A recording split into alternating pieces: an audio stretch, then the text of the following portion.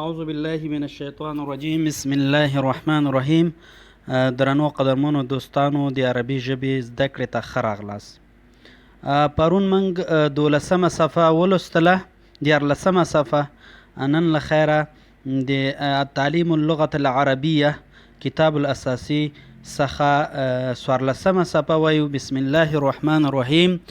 التدریب الثالث التدریب الثالث دریم تمرین. تمرینونه حلو اکمل حسب الصوره. تاسو ته وایي چې امر کوي اکمل او اکمل حسب الصوره، وایي څه قسم چې په انځور کې ښکاري په هغې قسم یې تاسې مکمل کوي، تکمیل کوي. یعنی څه چې تاسې په انځور کې وینئ هغه ووایي.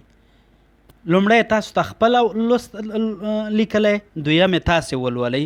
مثال راځو، لومړی وایو کتابون. ګوره هلته کتاب ده، ښه انځور کې څه ده؟ کتاب ده. کتابون او دې خواته چې ده نو دا به تاسو خپله وایي. نو تاسو به وایي چې کتابون وقلمون، کتابون وقلمون. راځو دویمې کرښې ته، دویم خط ته راځو. مسطرتون دې خواته چې ده، مستردې نه دې خوا چې ده، خطکش نه دې خوا کتابچه ده. نو کتابچې ته څه وایي؟ کراستون، کراستون. نو تاسې به تکمیل کوئ. دا خالی ځای کې به کراسه لیکئ. کراسه چې ته وایي کتابچې ته. دریم خط ته راځو. نو ګورو چې دلته څه دي. نو په انځور کې موږ ته یو مکتب راکړی ده، مکتبون میز یې راکړی. میز په انځور کې شته ده او مدرس هم شته ده، صحیح، او تخته هم شته. اوس مکتب هم شته، میز هم شته، ښوونکی هم شته ده او تخته هم شته. نو موږ دا څنګه جوړو، څنګه تکمیل کوو؟ وایو چې مکتبون مکتب و مدرسون مدرس وسبورتون څه تخته. ګوره تکمیل شو. مکتبون و مدرسون وسبورتون. اوس دریم څلورمې کرښې ته راځو. دې خوا څه ده؟ دې تختې نه دې خوا څه ده؟ چوکۍ ده. مخکې موږ لوستی وه چوکۍ ته څه وایي؟ مقعدون. نو وایو چې صبورتون و مقعدون، صبورتون و مقعدون. تخته او د کېناستلو څوکۍ یا چوکۍ. څلورم تمرین ته راځو. التدریب الرابع، څلورم تمرین.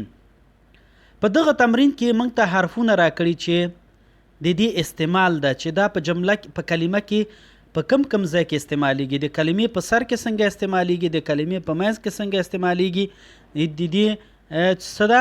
استعمال ده. اوس سین ته راځو. سین ګوره صبوره کې تخته کې وګوره سر کې راغلی سین.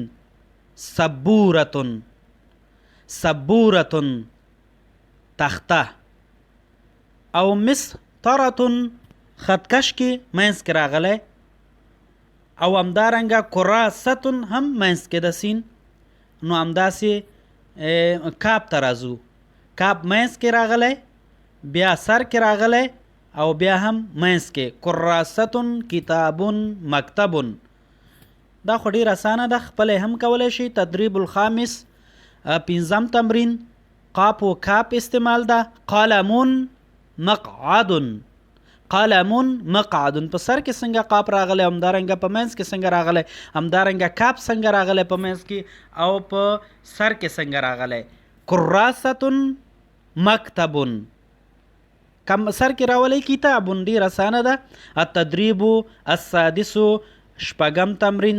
قلمون قلم، کتابون کتاب، مدرسون مدرس، صبورتون مسطرتون مدرسون. ډېر اسانه ده. دا زموږ د نن ورځې درس. تر بیا مو په پاک او مهربان خدای سپارم. پاک الله مو مل شه. درنو قدرمنو دوستانو، کوشش وکوئ چې دا درس خپلو کې سره تکرار کړئ او کوشش وکړئ چې دغه کتاب ډاونلوډ کړئ، نو ډېر اسانه ده انشاءالله. بل درس به وایو چې الدرس الثاني، دویم درس، نو دا به په را روانه ویډیو کې وایو ځکه چې ویډیو اوږده نه شي ستاسو لپاره. نو په پاک او مهربان الله مو سپارم. پاک الله مو مل شه.